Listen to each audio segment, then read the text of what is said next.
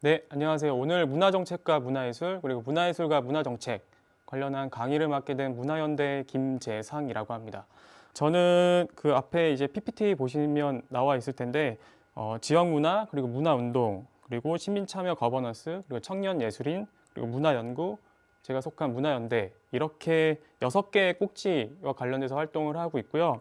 제가 이렇게 6개의 꼭지를 잡은 이유는 이 뒷부분에 문화정책과 관련된 얘기를 할 때도 말씀을 드리겠는데 이 문화 정책과도 상당히 밀접한 그 영역에서 활동을 하고 있기 때문에 각각의 꼭지를 좀 설정을 해서 제 소개를 좀 해볼까 합니다. 지역 문화 관련해서는 이제 제가 마포구에 현재 거주하고 있고요. 마포구는 잘 아시는 것처럼 홍대를 중심으로 해서 이게 문화예술이 집중되어 있는 지역이라고 다들 알고 계실 겁니다. 그 지역에서 이제 홍대와 관련된 좀 더 인디 문화 그리고 지역과 관련된 문화와 관련된 활동을 하고 있고요. 그리고 제가 속한 문화연대에서 이제 문화운동 그리고 문화연구와 관련된 활동을 하면서 문화정책에 대한 어떤 비판이라던가 감시라던가 대안을 제시하는 그런 활동들을 하고 있습니다. 그리고 동시에 요새 또 시민참여나 거버넌스라는 말들도 많이 하는데요. 그 시민참여와 거버넌스에도 직접 참여를 하면서 문화정책이 사회적으로 어떻게 통용되고 어떻게 우리가 활용할 수 있을까에 대한 고민을 같이 겸하고 있습니다. 마지막으로 2018년도부터 서울에서는 그 청년예술인이라는 개념으로 지원 사업이 많이 실행이 되고 있는데요. 저도 어쨌든 청년이라는 입장에서 그리고 예술을 전공했는데요. 그 청년예술인이라는 당사자의 입장에서 청년예술인이 현재 처해 있는 어떤 문제들 그리고 나아가야 할 방향 같은 것들에 대한 고민을 같이 하고 있습니다. 그래서 이 6가지의 개념이나 꼭지를 가지고 제가 현재 활동을 하고 있다. 이런 말씀을 먼저 드리게 될 것 같네요. 네. 저희 강의 목표와 구성에 대해서 먼저 좀 간단하게 설명을 드리도록 하겠습니다. 강의 목표는 제가 금천 청년정책 네트워크에서 요청받은 내용은 이제 문화정책과 관련된 강의를 좀 요청을 받았는데 그 강의를 듣게 되시는 분들이 어떤 분들인지 몰라서 좀 넓은 의미의 문화정책에 대한 준비를 관련된 내용을 좀 준비를 해봤고요.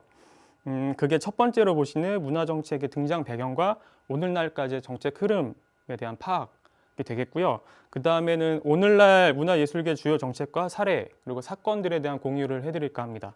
그 다음으로는 앞서 제 소개할 때 말씀드렸던 시민참여나 거버넌스 관련해서 여기서 시민이라고 했을 때는 굉장히 넓은 범위이긴 하지만 금청넷에서는 이제 청년분들이 많이 보시지 않을까 싶어서 청년 참여와 관련해서 문화 정책의 역할과 시사점이 무엇이 있을지 이런 것들에 대한 얘기를 좀 나눠볼까 합니다. 그리고 마지막으로는 문화 정책 이렇게 좀 말로 표현하는 거 상당히 어렵게 다가갈 수 있을 것 같아요. 그래서 오늘 강의가 얼마만큼 도움이 될지 모르겠지만 문화정책에 대한 자신만의 접근 방식과 방향에 대해서도 같이 고민할 수 있는 계기가 되었으면 하는 바람에서 목표 4가지 정도를 설정을 해보았습니다. 그래서 각각의 목표에 따라서 강의 구성은 다음과 같은데요. 4개의 챕터를 좀 구성을 해봤어요. 아까 첫 번째 목표에서 말씀드린 것처럼 문화정책의 등장 배경과 흐름 과 연결해서 문화정책의 흐름, 문화정책 등장, 오늘날 문화정책은 어떠한 것들이 있는지에 대해서 말씀을 첫 번째로 드릴 거고요. 그리고 두 번째로는 문화예술계의 주요 사건과 정책에 대한 사례 이렇게 2개로 나눠서 말씀을 드릴까 싶고 그리고 세 번째는 청년 참여, 시민 참여와 관련돼서 문화정책에서의 어떤 역할과 시사점을 드러낼 수 있을지 이런 얘기들을 해볼까 합니다. 그리고 마지막으로는 앞에 계속 얘기했던 이야기들을 한 차례 정리하는 그런 시간을 갖게 될 것 같아요. 네, 그렇게 1번은 문화정책의 흐름, 두 번째는 문화예술계 주요 사건 및 정책에 대한 사례, 세 번째는 청년 참여, 그리고 문화정책, 마지막으로는 정리하기 이렇게 될 것 같습니다. 네, 그럼 본격적으로 강의 내용으로 들어가 보겠습니다. 자료 5페이지인데요. 문화정책의 흐름이라고 해서 문화정책이 그러면 과연 무엇이냐 라는 말씀을 많이 하실 것 같아요. 그리고 어떤 거지? 라고 잘 감이 안 오실 수도 있는데 이거는 명확하게 어떤 합의라던가 전제가 되어 있는 건 아닙니다. 각자 어떤 학자라던가 역사적인 흐름 그리고 사회 환경에 따라서 문화나 정책은 좀 다르게 해석되기 때문에 지금의 문화 정책도 어떻게 읽히고 있는지에 대해서 각자가 좀 감을 갖는 것이 더 중요하다라는 생각이 좀 드는데요. 좀 일반적으로 문화와 정책에 대해서 해석하고 있는 부분에 대해서 제가 좀 간략하게 정리를 해왔습니다. 이 자료 보시면 문화와 정책 제가 이분화해서 문화는 어떻고 정책은 어떻고 이렇게 좀 구분해 놨는데요. 문화 같은 경우에는 좀 넓은 의미에서 유형화된 생활 양식의 전체, 이렇게 얘기하면 조금 어렵죠. 좀 상상을 해보면 조직이라는 유형화된 생활 양식에서의 문화, 군대라는 유형화된 생활 양식의 문화, 이런 식의 좀 넓은 의미의 문화라는 개념으로 좀 상상을 좀 해보시면 좋을 것 같고, 조금 좁은 의미에서는 내적인 감정 및 관념의 미적인 표현, 다시 말해 예술. 네, 좁은 의미로는 그 문화를 예술로 좀 해석을 하기도 합니다. 그래서 그 넓은 의미와 좁은 의미가 각각의 상호 교류, 상호 교차하면서 문화라는 개념을 생성한다라고 보시면 될 것 같고요. 그다음에 정책은 그대로 일단 한번 읽어보겠습니다. 현재 일어나고 있는 혹은 일어날 사회 문제를 해결하거나 완화하기 위하여 정부가 내리는 중대한 결정. 그리고 또 하나는 공통의 문제를 해결하기 위한 공동체 구성원들의 집합적 노력. 여기 이 두 문단에서 공통적으로 들어가는 단어는 문제인데요. 우리가 겪고 있는 개인의 문제, 그리고 공동체의 문제, 어떤 사회적인 문제를 어떤 공동의 집합적인 노력으로 해결할 수 있는 방법, 공공의 영역에서 해결할 수 있는 방법을 정책이라고 할 수 있을 것 같습니다. 그럼 이렇게 문화와 정책 서로 다른 두 개념을 묶어서 문화 정책이라고 한다고 했을 때 그럼 문화 정책을 어떻게 정의할 수 있을까를 그 밑에 간단히 좀 작성을 해봤는데요. 문화를 대상 영역으로 하는 공공정책. 이렇게 너무 단순한가요? 뒷부분에 문화 정책과 관련된 흐름과 등장에서도 말씀을 드릴 것 같은데, 앞서 이제 어떤 우리가 생활하고 있는 삶의 양식이라는 문화를 그리고 그 문화에서 겪는 어떤 문제들을 공공의 영역, 그러니까 정책의 영역에서 풀어낼 수 있는 방법을 이제 문화 정책으로 보시면 될 것 같습니다. 이와 관련해서 좀 더 구체적인 내용은 뒷부분에 있으니까 좀 더 설명을 드리도록 할게요. 네, 넘어가면 실제 문화 정책이 어떤 배경과 그리고 각각 정권마다 어떤 식의 활용을 통해서 문화 정책이 등장하게 됐는지 제가 연대기 순으로 좀 정리를 해보았는데요. 이게 문화나 정책이 그냥 갑자기 등장했다라기보다 그 시기에 어떤 사회적 환경과 이슈, 사건들이 있는지를 같이 살펴보면서 보면 좀 더 문화가 어떤 식으로 활용됐는가, 문화 정책이 어떤 식으로 활용됐는가 좀 이해하기 편하실 것 같아서 이렇게 연대기 순으로 좀 정리를 해보았습니다. 첫 번째는 이제 1공화국 많이 들어보셨죠? 1공화국에서부터 6공화국 사이에 있었던 그 어떤 문화 정책의 배경 그리고 변화 같은 것들을 좀 정리를 해봤는데요.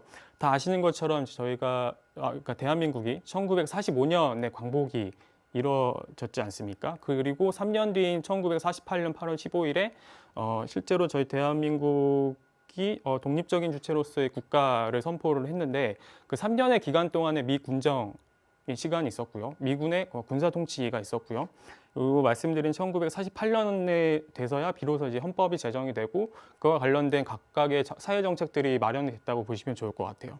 그래서 이 연대기에서 첫 번째로 나와 있는 1948년 그리고 8월이 방금 제가 말씀드린 이제 대한민국이 민주공화국 체제에서 헌법을 제정한 그 날이라고 보시면 될 것 같고,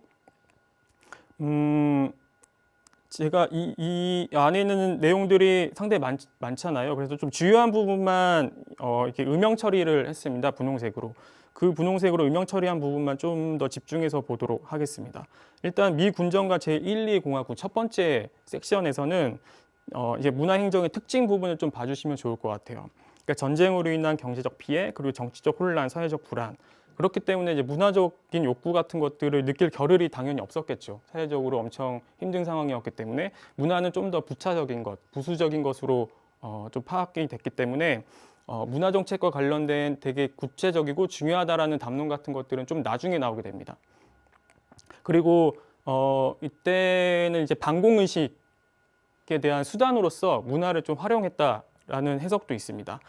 넘어가서 제3공화국에서 그래서 문화를 그 다음에 어떻게 또 해석을 하게 됐냐라고 봤을 때는 역시나 문화행정의 특징 부분을 좀 봐주시면 좋을 것 같은데요. 공보행정 우위의 예산 편성이라는 것은 이제 국가가 이제 실제로 수립을 독립을 선포한 지 얼마 안 됐기 때문에 우리나라가 이런 나라입니다라는 걸 국민들에게 혹은 또 해외로 알려야 되는 어떤 수단 같은 것들이 필요해요. 근데 그 방법들을 이제 문화를 통해서 알리게 되는 거죠. 지금의 좀 비유를 해보면 이게 공익 광고 같은 게 될 수 있을 텐데 이때는 이제 문화적인 어떤 약간 계몽성도 있을 것 같고 이제 그런 성격의 공보성 행정에 문화를 좀 활용을 했다라고 좀 봐주시면 좋을 것 같습니다. 그 다음에 그 문화 관련 법 정책에서 제3공화국에서 문화예술진흥법이라는 게 1972년에 제정이 됩니다. 이 법은 현재까지도 그 문화예술계에 통용되는 되게 중요한 기본법 체계라고 볼 수 있는데요. 그 관련해서 이제 문화행정의 기본법 법체계가 확립됐다 이렇게 말하기도 합니다. 근데 역시나 이때까지만 해도 아까 1, 2공화국에서 말씀드렸던 반공의식에 의한 수단으로서의 문화라고 말씀드렸던 것처럼 제3공화국에서도 이게 문화예술진흥법이라는 것이 제정이 되긴 하지만 여전히 진흥이나 장려보다는 규제와 통제의 수단으로 문화가 사용되기도 합니다.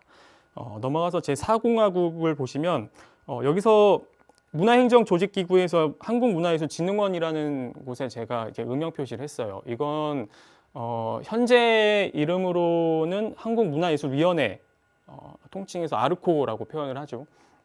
이제 문화예술 쪽에 관련되신 분들은 되게 익숙한 이름일 텐데 1973년 10월에 한국문화예술진흥원이라는 이름으로 이제 설치가 되게 됩니다.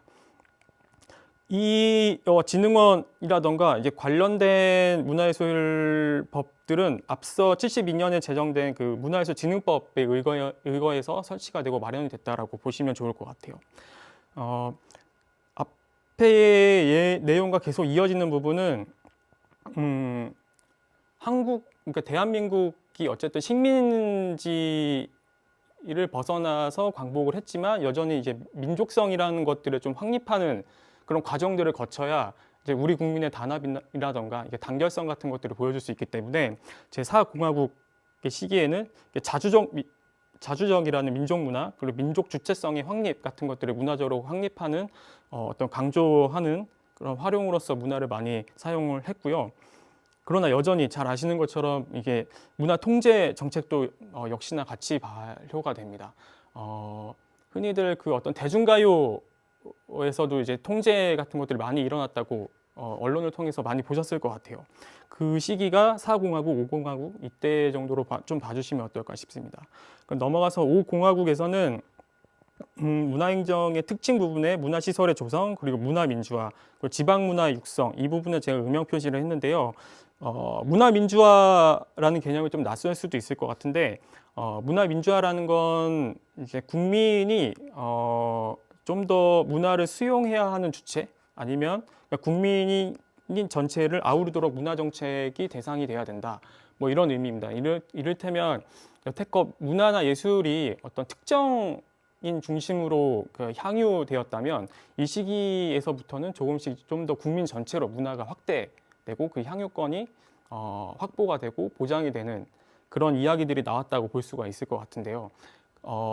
앞서 이제 전쟁으로 인한 경제적 피폐함 그리고 이제 반공의식 그리고 규제와 통제 이런 것들이 있었다면 이때부터는 이제 문화시설이 좀 더 널리 설치가 되면서 이게 문화시설이 널리 설치됐다라는 건 그만큼 시설을 이용하는 관객이나 이제 시민들이 많았다는 거고 그 말은 아까 말씀드린 문화민주화처럼 좀 더 국민들이 문화정책을 많이 향유할 수 있는 장치나 거리나 소위 말해 인프라라고 하죠. 인프라들이 많이 확장했고 확대했다라는 그런 의미를 갖고 있습니다. 그리고 지방 문화는 뒤에서도 좀 더 이제 지역 문화라는 개념으로 설명을 할 테니까 그 부분에서 좀 더 이야기를 나눠보도록 할게요.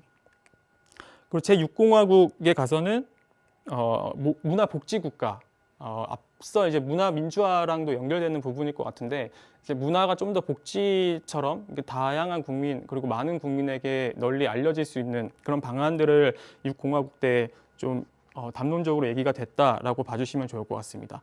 여기 1공화국부터 6공화국, 1공화국이라는 말이 붙은 건 이제 헌법적으로 큰 체제의 어떤 변화가 있을 때 공화국이라는 표현을 썼다고 알고 있고요.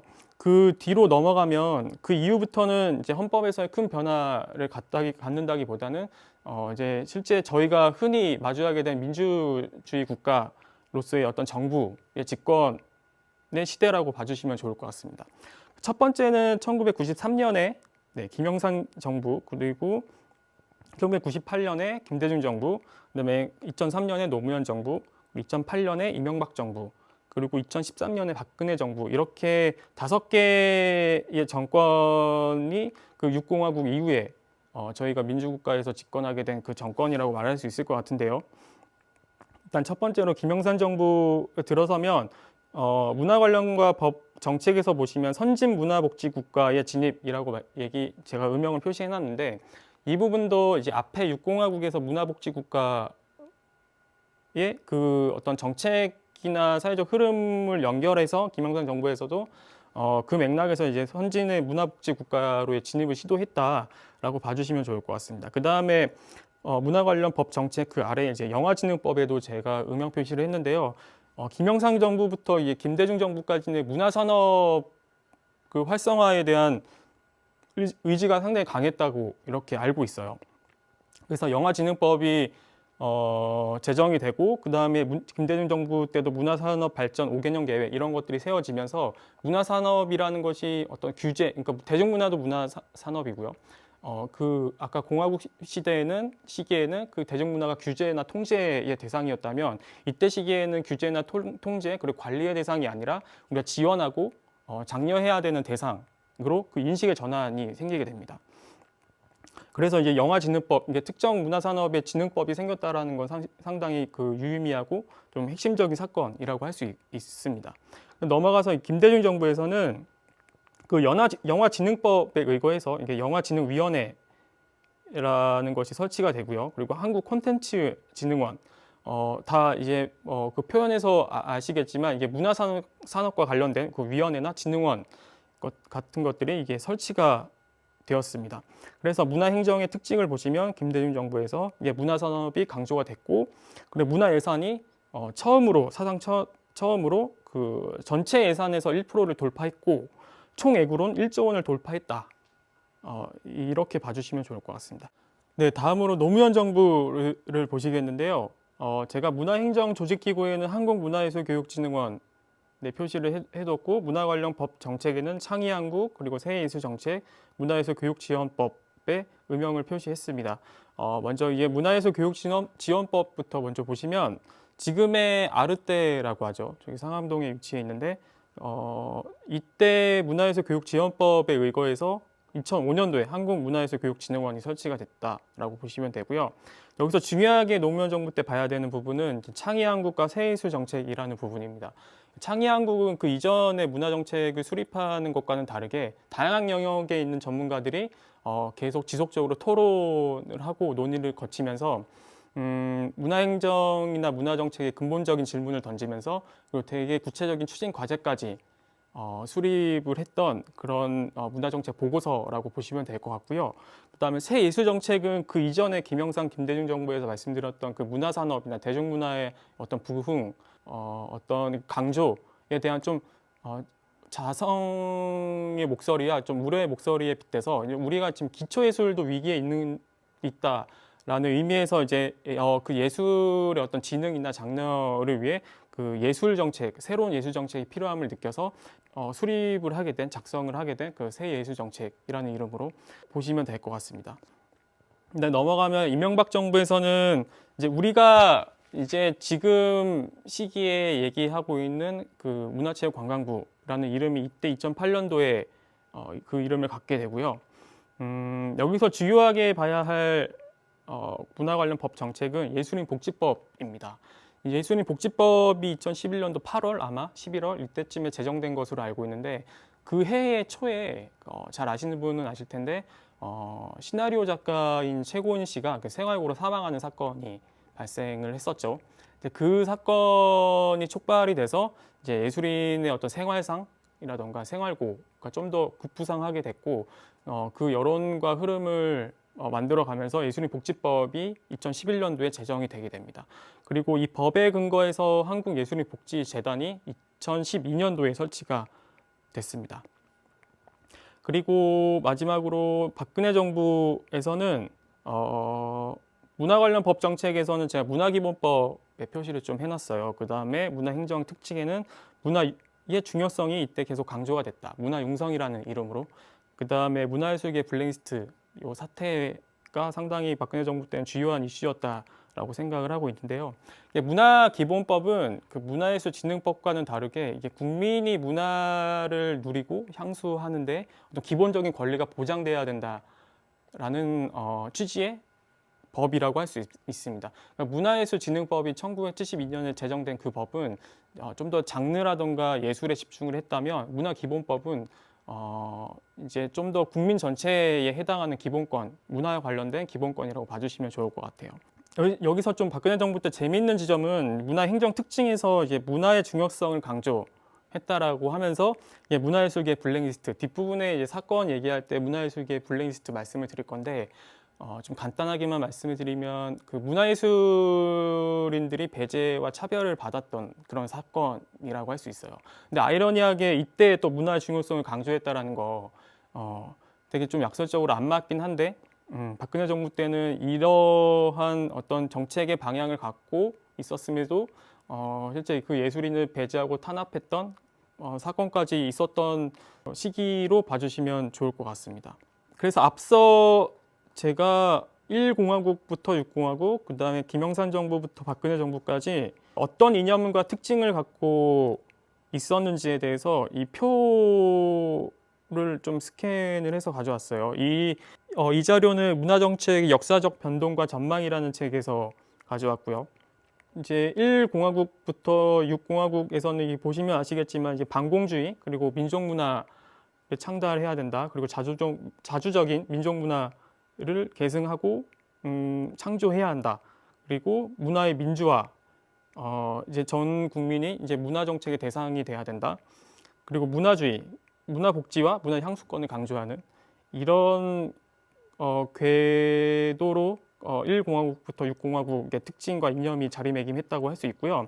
그다음에 김영삼 정부부터 김대중 정부, 노무현 정부, 이명박 정부, 박근혜 정부에서는 좀 더 민주화의 세계화 그리고 창의적인 문화국가는 무엇인가에 대한 질문, 그리고 노무현 정부 때는 이게 참여와 자율 그리고 지역 분권과 관련된 이야기를 했고, 이명박 정부에서는 품격 있는 문화국가, 좀 더 문화산업이라던가 그 예술 자체의 완성도와 가치를 좀 높이는 그런 고민들을 했다라고 볼 수 있고요.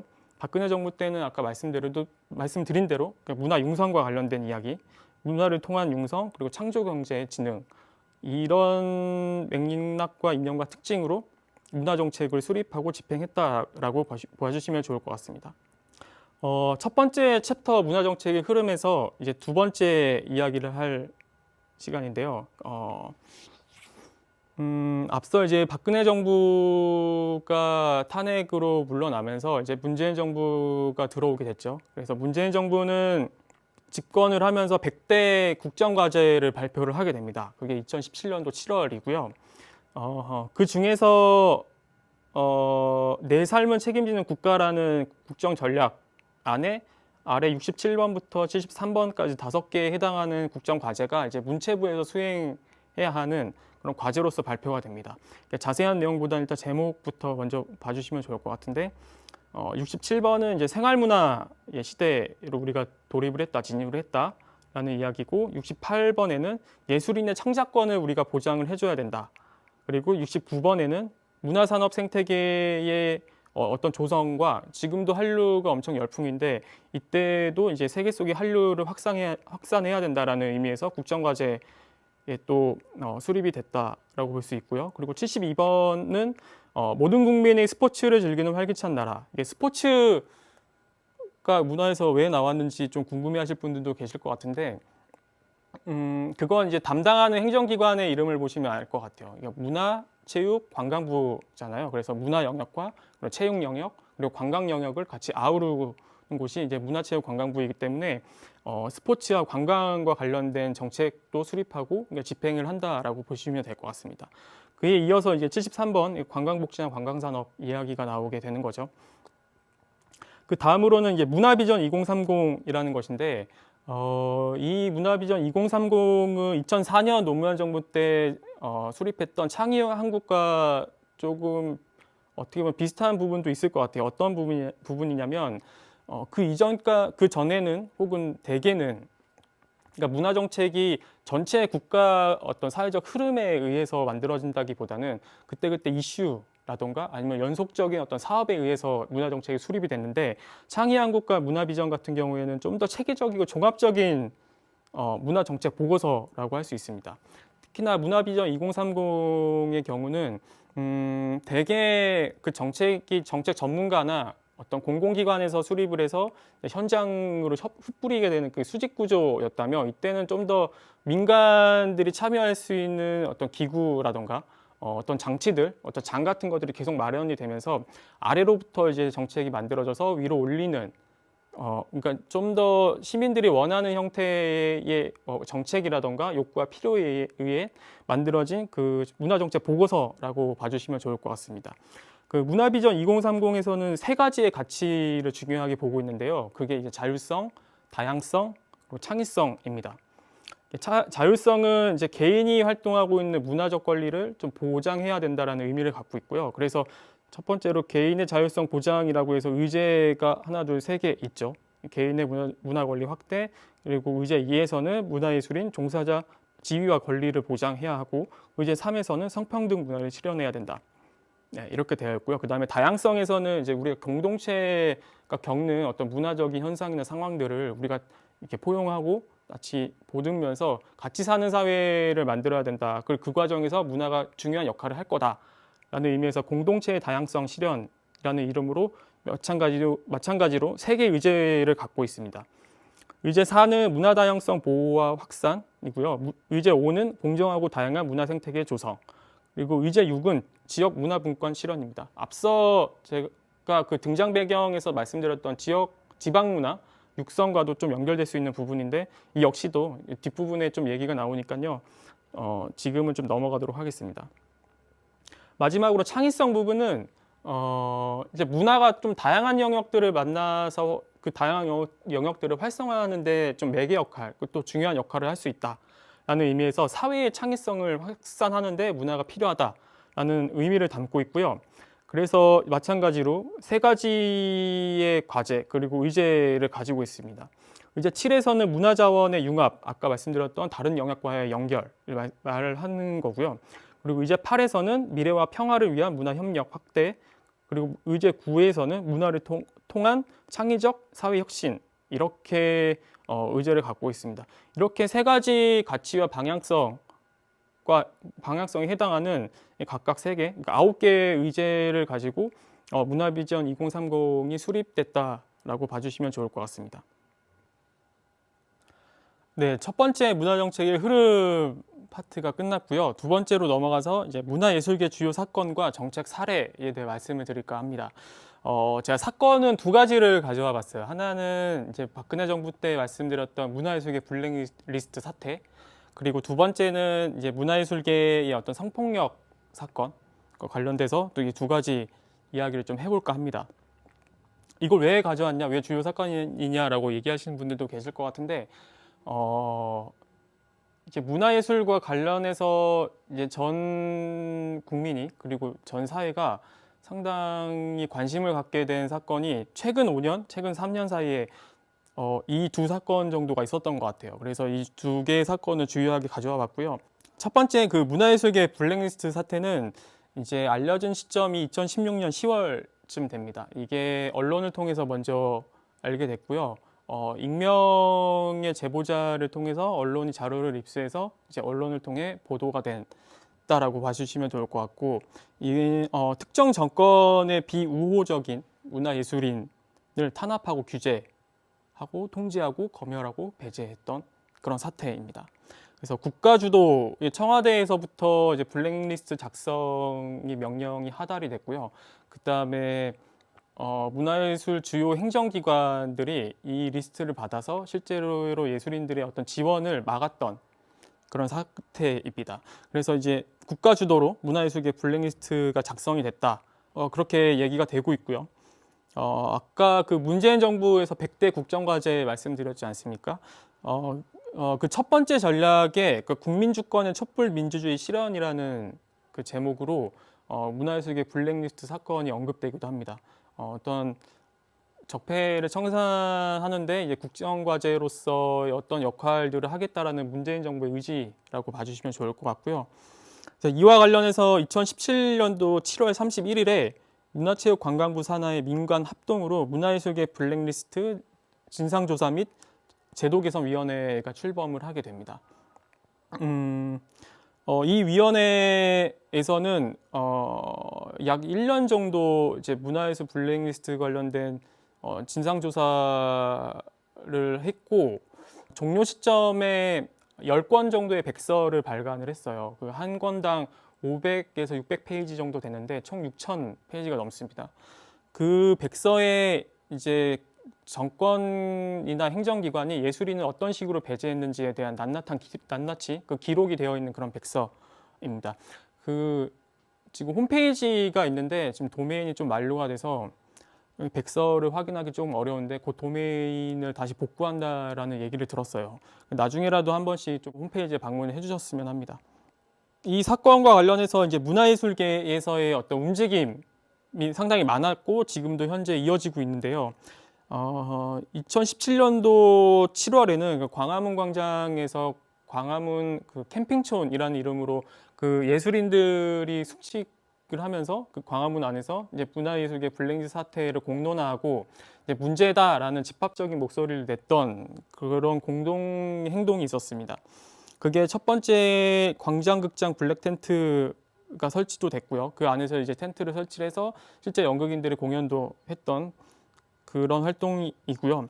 그리고 2017년도 3월 20일에 제가 말씀을 광화문 광장극장 블랙 텐트는 2016년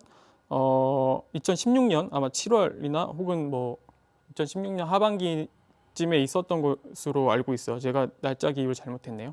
그다음 해단식은 이 광화문 캠핑촌이 142일 동안 이 광화문 광장의 캠핑 그 텐트를 치고 이제 뭐 문화예술인들이 숙식을 했던 그런 이제 예술행동을 해단하는 그 식을 2017년 3월 20일에 갖게 됩니다. 그리고 2018년도에는 여전히 해결되지 않는 문화예술계 블랙리스트 사태에 대해서 이제 문화예술인들이 다시 연대하에 행동을 하게 되는데요. 국회에서 청와대까지 이제 행진을 기획을 하고 실제로 그 행진을 하게 됩니다. 그게 2018년도 11월입니다. 여기서 시사하는 부분은 박근혜 정부 때에만 그 문화예술계 블랙리스트 건이 있었던 건 아니고 그 이전 정권이었던 이명박 정부에서부터 블랙리스트가 있었다라고 얘기가 되어 오고 있어요.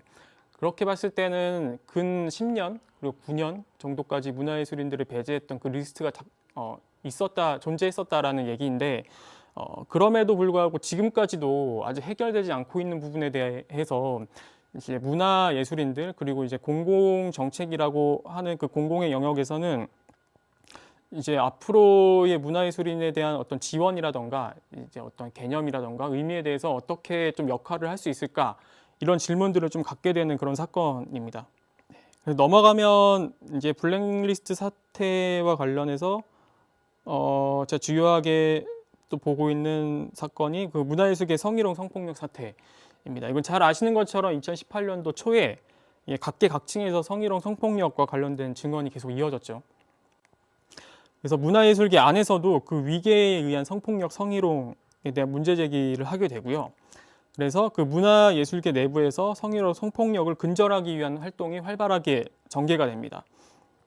그리고 이제 국가나 정부 차원에서도 이제 문화예술계 성희롱 성폭력을 방지하기 위한 어떤 대책 같은 것들을 마련을 하고 권고를 하고 그리고 예방센터나 신고센터를 운영하기도 합니다. 그래서 이 구체적인 사례는 13페이지에 나와 있는데요. 한국공연예술자치규약이라고 해서 이때 공연예술과 관련돼서 이제 어떤 공연예술을 준비를 하거나 이제 예술 활동을 하게 되는 그 과정에서 일어나는 위계적인 행동이라던가 문화 같은 것들을 우리가 이제 근절해야 된다라는 의미에서 이 자치규약을 계획을 만들어서 지금 현재 전국을 순회하면서 워크숍까지 진행을 하는 것으로 알고 있습니다. 그리고 이제 예술계 내 행동 강령 워크북 사용 가이드라는 것도 이제 비슷하게 이제 미술계, 인디 음악계, 무용계에서 창작 활동을 하면서 겪게 되는 위계적 성폭력에 대해서 이제 어떤 식의 행동 강령이 필요한지에 대한 워크북을 만들어서 이제 배포를 하기도 했고요. 이제 예술대학 내에서의 성희롱 성폭력 사태입니다. 예술대학생 네트워크라는 곳에서 2019년도에 예술대학 성폭력, 위계폭력 인식과 관련된 실태조사를 진행하기도 했고 2020년 6월 초였나요? 이제 모 대학의 음대 교수의 성희롱 성폭력 사태도 있기도 했죠. 아까 말씀드린 이제 문화예술계 블랙리스트 사태처럼 지금 이 성폭력 성희롱 사태도 현재 진행형입니다. 해결이 안 되고 있다라는 얘기인 거죠. 예술대학 내 성폭력 문제는 여전히 발생을 하고 있고 어떤 유명 예술인에 의한 성희롱 성폭력도 여전히 발생을 하고 있습니다. 그리고 또 최근에는 문화예술 행정기관 내에서의 직장 어떤 괴롭힘이라던가 성희롱까지 병행된 어떤 문제들이 계속 제기되고 있는 그런 상황입니다. 이러한 상황에서 문화정책은 어떤 역할을 할 수 있을까? 네, 이런 고민이 드는 지점이고요. 앞서 두 사건과 더불어서 이제는 실제 문화예술계에서 집행되거나 수립되고 있는 그런 정책의 사례를 말씀을 드릴까 합니다. 먼저 이제 문화체육관광부에서는 2020년도 업무 계획을 발표를 합니다. 그게 매년마다 이제 각 행정기관에서는 어떤 업무를 1년 동안 수행할 거다라는 그런 계획 발표를 하는데요. 2020년도에 문화체육관광부에서는 12개의 과제를 발표를 합니다. 그 다음과 같은 맥락에서 발표를 하는데 그 고령화, 노동시간 단축으로 여가 수요가 증가하고 있고 기술 발전과 플랫폼이 활성화되고 있다. 그리고 문화 격차가 심화되고 있고 글로벌 플랫폼 종속 및 국내 역차별 시작이 되고 있다라는 어떤 사회적인 평가나 진단을 하고 있고요. 그에 따라서 아래의 이미지를 좀 삽입을 해봤는데 아래 이미지에 있는 12개 과제를 실행을 하겠다고 발표를 했습니다. 첫 번째는 이게 문화경제와 관련돼서 문화경제하면 쉽게 떠올릴 수 있는 부분이 콘텐츠, 그리고 문화산업 이런 부분이죠. 관광, 그리고 스포츠. 네, 마찬가지로 이제 콘텐츠 산업의 성장과 그리고 관광 시장을 좀 더 확대하겠다.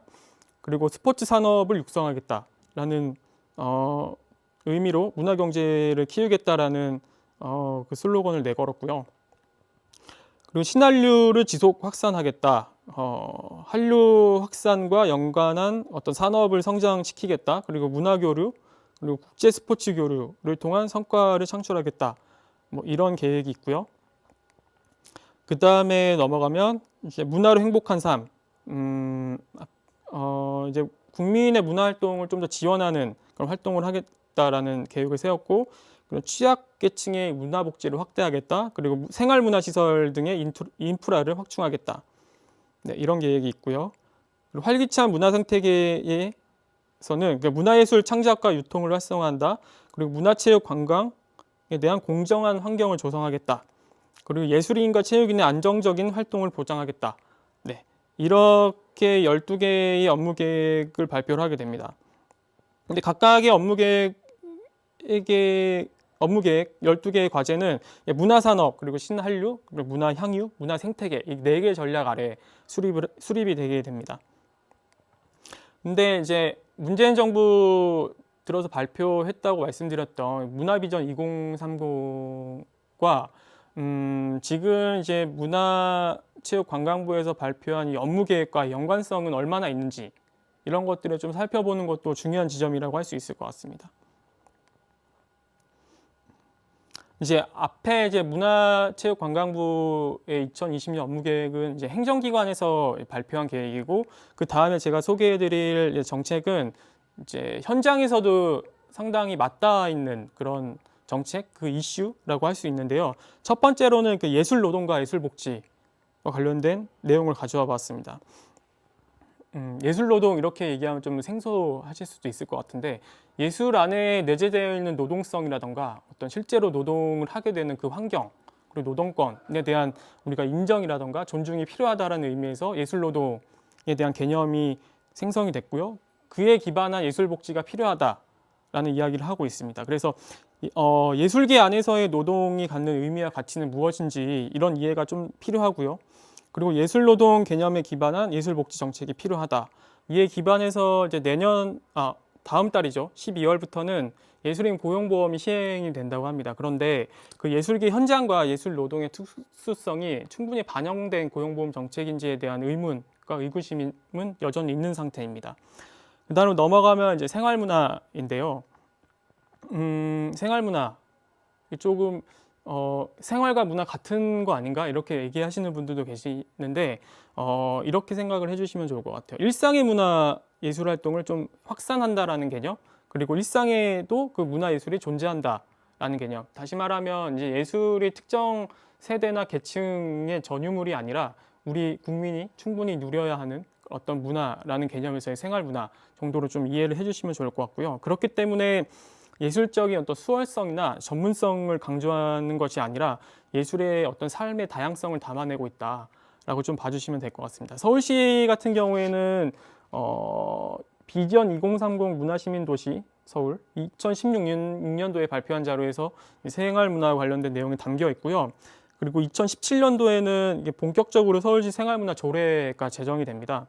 네. 그리고 2016년도에는 아까 문화도 시민도시 서울이 발표했던 것과 결을 같이 해서 그 생활문화도시 서울 기본계획이라는 것이 독립적으로 좀 발표가 되기도 합니다. 넘어가서 이제 도시재생 관련된 이야기인데 이 부분은 뒤쪽에 지역문화예술 생태계와도 상당히 밀접한 연관성이 있는 사업, 정책, 그 정책의 어떤 방향이라고 좀 말씀을 드릴 수 있을 것 같습니다. 도시 재생하면 어떤 게 먼저 떠오르시는지 모르겠는데 저한테는 난개발이 먼저 떠오르는 것 같아요.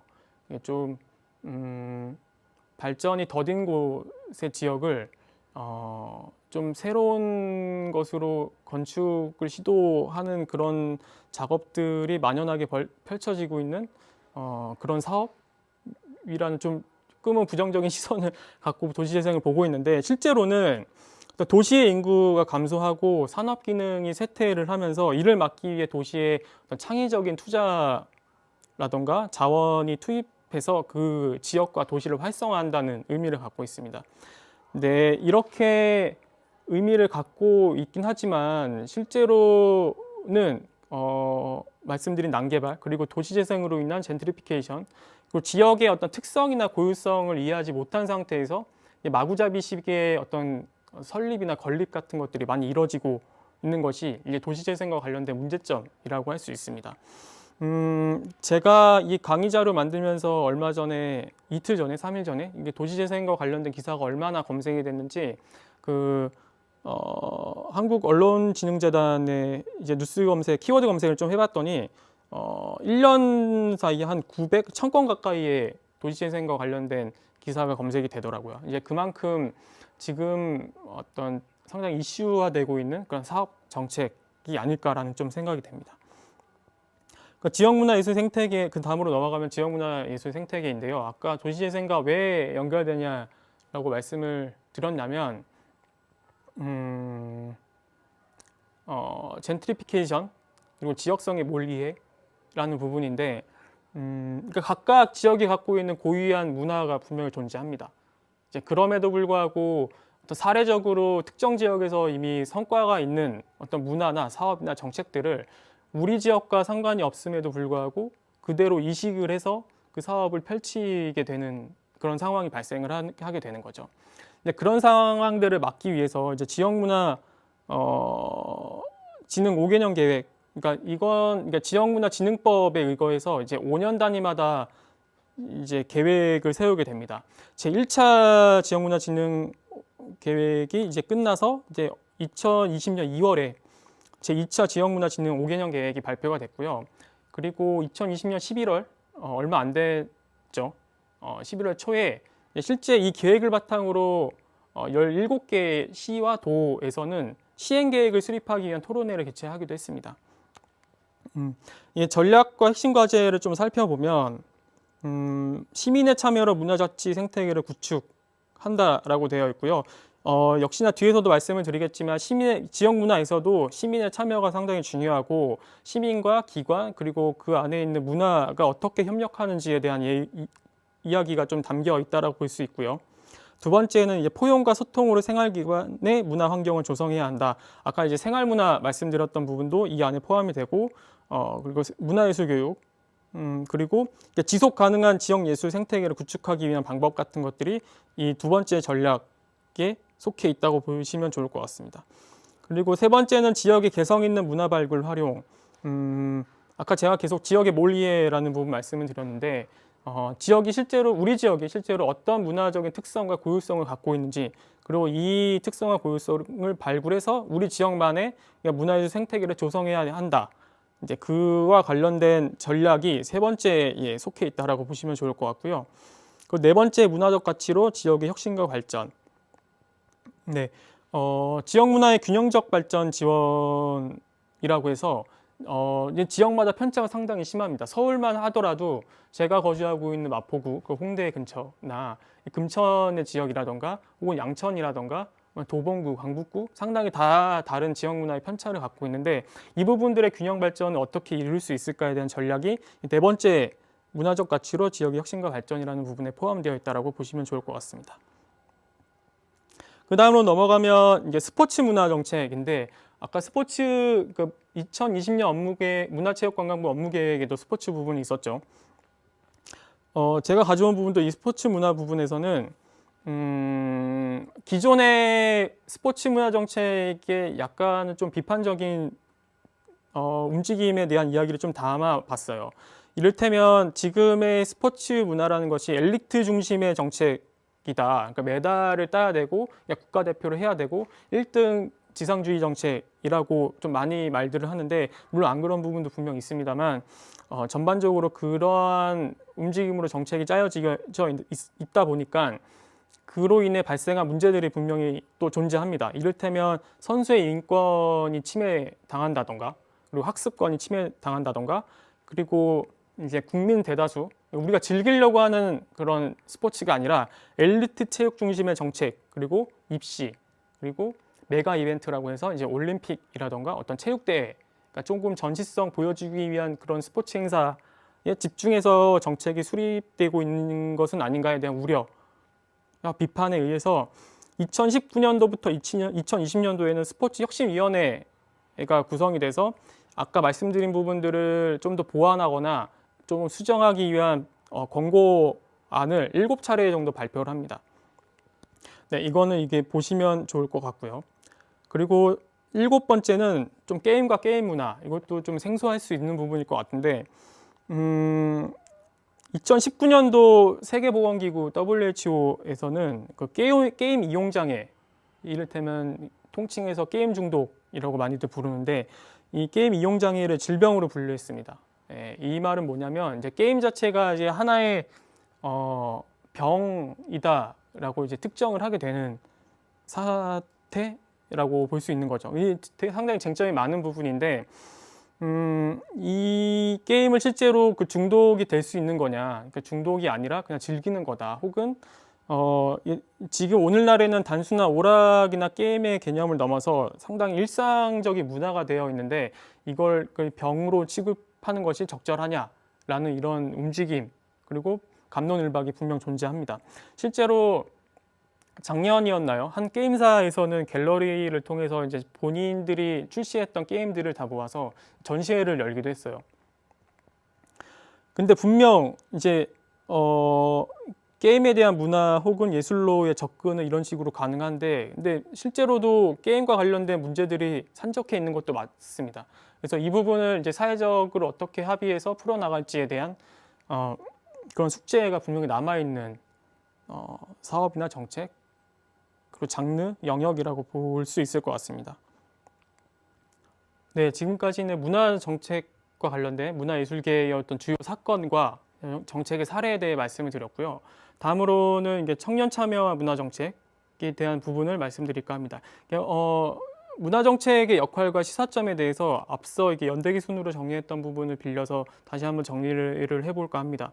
1980년대에는 문화예술이 통치의 도구였다라는 것, 그리고 고급 장르 예술 중심의 정책이 수립됐다는 것, 그리고 1980년대 말에서부터 2000년대 말에는 경제 위기가 오기도 했지만 어떤 문화산업이 부흥하는 그런 시기이기도 했다라는 것.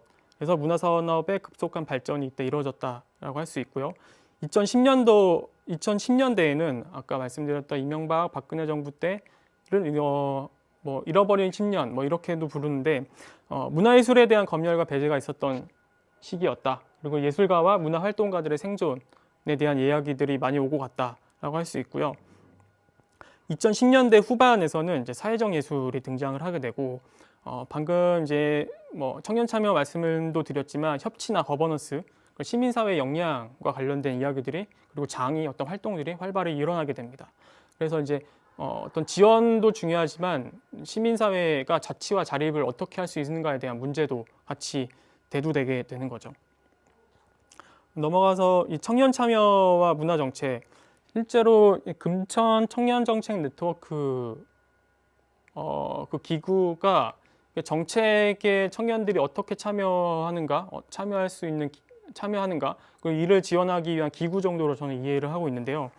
이 부분이 상당히 중요하다라는 겁니다. 문화정책, 꼭 문화정책이 아니더라도 정책에 시민들이 어떻게 참여할 수 있는가, 그리고 그 참여의 방법과 과정이 거버넌스, 협치적이어야 한다라는 것이 중요하고요. 그래서 거버넌스의 핵심은 아까 처음에 이제 문화와 정책을 나눠서 설명했을 때 정책이 사회 문제나 공통의 문제를 해결하기 위한 공공의 영역이라고 얘기했던 것처럼 거버넌스의 핵심도 문제 해결이나 사회 문제를 통치하거나 관리하는 데 있다라고 해석을 하기도 합니다. 그래서 이제 청년 참여와 문화 정책에서는 우리가 참여를 하면서 문화 정책을 통해서 사회적인 문제 그리고 우리가 겪는 문제를 어떻게 해결할 건가에 대한 고민도 같이 해야 된다라는 의미를 담고 있다고 봐주시면 좋을 것 같습니다. 네, 마지막으로 정리를 하겠습니다. 1공화국에서부터 제6공화국에서는 문화와 문화 정책을 반공의식을 위한 수단으로 받고 이게 규제와 통제가 많이 이루어졌다라고 봐주시면 되고, 그리고 공보행정, 국가를 알리기 위한 수단으로서 문화가 활용됐다. 그리고 민족 문화와 민족 주체성을 확립하는 데 문화가 활용됐다라고 봐주시면 되고요. 그리고 김영삼 정부에서부터 오늘날에 이르러서는 문화복지와 문화산업이 상당히 강조되고 문화 예산이 확대되고 있다. 그리고 문화의 중요성이 그만큼 강조가 되고 있다. 라고 봐주시면 될 것 같습니다. 문화에 대한 이해도 좀 시기별로 변화했다, 그리고 전환했다라고 봐주시면 되는데 오늘날에 있어서는 문화가 삶의 방식이나 사회적 가치로 많이 읽히고 해석되기도 하고 정책 또한 과거에는 국가 주도의 지원이라던가 진흥하거나 혹은 규제하는 정책이었다면 지금은 시민이 주도해서 문화적 역량을 키우는데 정책을 활용한다라고 봐주시면 좋을 것 같습니다. 끝으로 드리고 싶은 얘기는 문화 정책에 대한 시민 참여를 통해서 사회 문제를 해결하는 방법인데 그 사회 문제는 상당히 많잖아요. 그리고 지금 사회 환경을 보면 코로나19라던가 기후위기 그리고 지역 소멸 이러한 사회 문제를 문화로서 어떻게 해결하고 문화로 어떻게 접근할 건가 이런 지점들에 대한 고민을 우리 함께 해야 된다라고 생각을 좀 합니다. 안 그래도 아무래도 이제 거버넌스로 인한 참여 기회가 확대되고 있다 보니까 우리도 이제 각각의 개인이 아니라 공동체로서의 사회 문제를 해결하는데 문화적인 관점이 필요하다라는 얘기를 하고 싶고요. 그래서 마무리를 하면 지금 시청하고 계신 분들이 이제 문화 정책이나 문화를 어떤 식으로 접근을 하고 어떠한 방향성을 갖고 접근을 하는지에 대한 각자의 고민이 좀 있었으면 좋겠다라는 좀 생각을 하면서 오늘 강의 마무리를 하도록 하겠습니다. 네, 감사합니다.